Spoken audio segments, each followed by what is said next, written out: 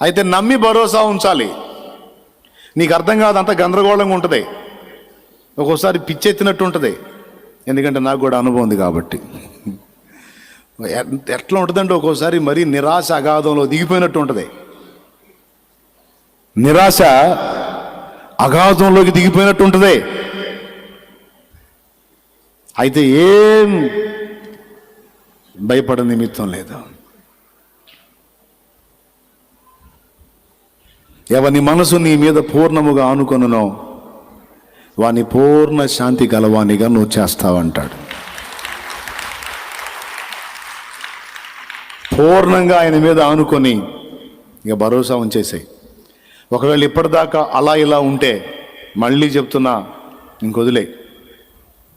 నా ప్రార్థన అంతా యోసేపు వాళ్ళ అమ్మ చేసినట్టు ఉంటుందయ్యా, మరియమ్మ చేసినట్టు ఉంటుంది, మోసే వాళ్ళమ్మ దావీదు వాళ్ళ అమ్మ చేసినట్టు ఉంటుంది.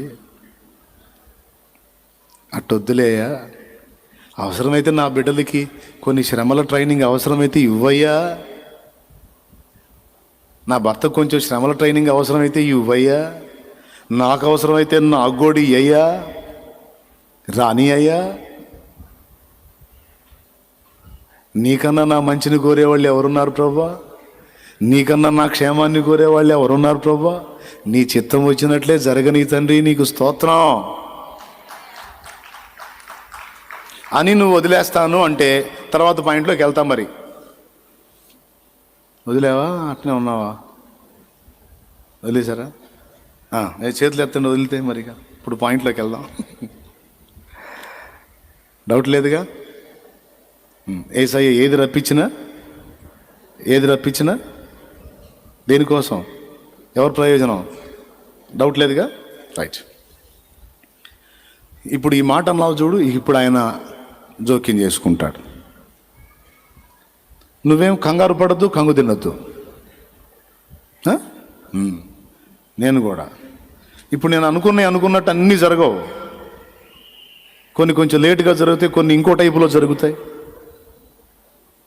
ఏది జరిగినా స్తోత్రం. అయితే ఒకటి మాత్రం నిజం, నేను అనుకున్నట్టుగా జరిగినప్పుడు నాకు ఒక్కింత ప్రయోజనమే జరిగింది. కానీ నేను అనుకున్నట్టు కాకుండా దేవుడు అనుకున్నట్టు జరిగినప్పుడు నాకు 4 ప్రయోజనం కనబడింది. నేను అనుకున్నట్టు జరగలేదని కొంచెం ఫీల్ అయినా తర్వాత దేవుడు అనుకున్నట్టు జరిగిన దానిలో చూస్తే అది 4 ప్రయోజనకరంగా మారింది.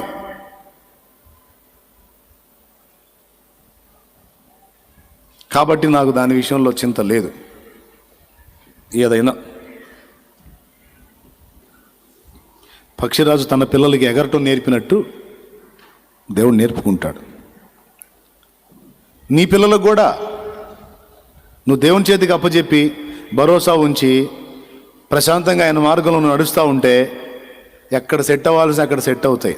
లేకపోతే మొత్తం కలిసి నిన్ను పిచ్చాసుపత్రిలో చేరుస్తారు.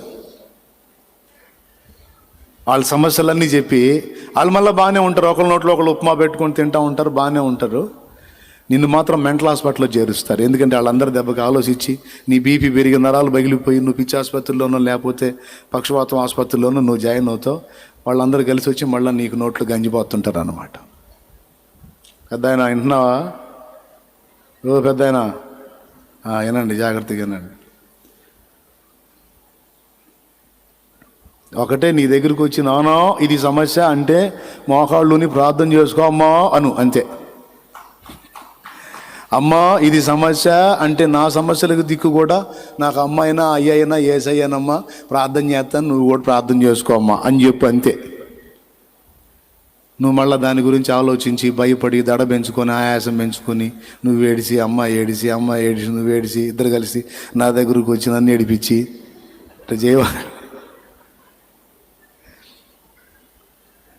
ఏడుచుకుంటా మొత్తుకుంటూ వస్తే చెప్పేసే, అంతే. నన్ను ఇంతవరకు గాచిన వాడు యేసయ్యనమ్మా, చేతనైతే మోకాళ్ళుని అడుక్కో. కన్నాను, పెంచాను, పెద్ద చేశాను, నా బతుకంతా నీ బరువే మొత్తం అయింది. నీ కాళ్ళు నీకు వచ్చి నీకు కాళ్ళు నిలబడుతున్నావుగా, తింటున్నావుగా, దేవుణ్ణి అడుక్కో. కన్న తల్లిగా ఇదేనా నువ్వు నన్ను అర్థం చేసుకునేది? ఎంతకు మించిన గొప్ప సలహా ఏ తల్లి చెప్పితే చెక్కలదానా పో అను. స్తోత్రం, హల్లెలూయా. దేవుని మీద ఆధారపడమ్మా అన్న సలహాకు మించిన సలహా ఏ తల్లి చెప్పితే పిచ్చి తల్లి పో. నేనెంతకాలం ఉంటానమ్మా? ఈరోజు ఉన్నాను అమ్మా అనుకుంటా వచ్చారే బోత ఏముండి అడుగుతా. అందుకే నేను ఉండగానే నీకు నేర్పుతున్నాను. పక్షిరాజు గూడును రేపి తన పిల్లలు ఎగురున్నట్లు నేర్పినట్లు నా ప్రభు మీద ఆనుకున్నట్లు నీకు నేర్పుతున్నాను తల్లి. నేర్చుకోమ్మా, ఆయన మీద ఆనుకోవటం నేర్చుకో. నేనున్నా లేకపోయినా బతికేస్తావు. ఎంత మంచి సలహా! ఇట్లా కాకుండా నువ్వు వాళ్ళు చెప్పినవి స్వీకరించావు అనుకో, సమస్యలతో వచ్చిన వాళ్ళు కొద్ది రోజుల తర్వాత డ్యూట్లు పాడుతుంటారు, నువ్వేమో మంచం మరణం అవుతావు. మళ్ళీ చెప్పేదా? అర్థమైందా?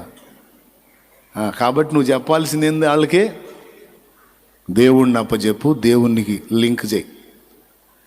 నాకు ఈ సమస్య వచ్చింది నానా అంటే మోకాళ్ళు ఏనానా ప్రార్థన చేయనానా, దేవుడే జవాబిస్తాడు నానా. అదేంటి నన్ను నీకు చెబుతుంటే నువ్వు అరే దేవునికి మించిన గొప్పతనం ఏముంది రా, పోరా పోయి అవసరమైతే ఉపవాసం ఉండయా, దేవుణ్ణి అడుగురా. అంతకు మించిన సలహా లేదు. ఓ చిన్న తల్లి, నీ పిల్లలు చిన్న పిల్లలైతే ఇప్పటి నుంచే నేర్పించు. మమ్మీ నాకు పెన్సిల్ అని వచ్చాడు అనుకో, మోకాళ్ళేవోయ్ అను. మమ్మీ నాకు బాక్స్ అన్నాడు అనుకో, మోకాళ్ళేవోయ్. మమ్మీ నాకు డ్రెస్ అన్నాడు అనుకో, మోకాళ్ళేవోయ్. వేసి అడుగు, వేసైనా అడుగు. నేర్పుకోండి. మీరు ఆధారపడండి, మీ పిల్లల్ని కూడా దేవుని మీద ఆధారపడుటకు నేర్పించండి.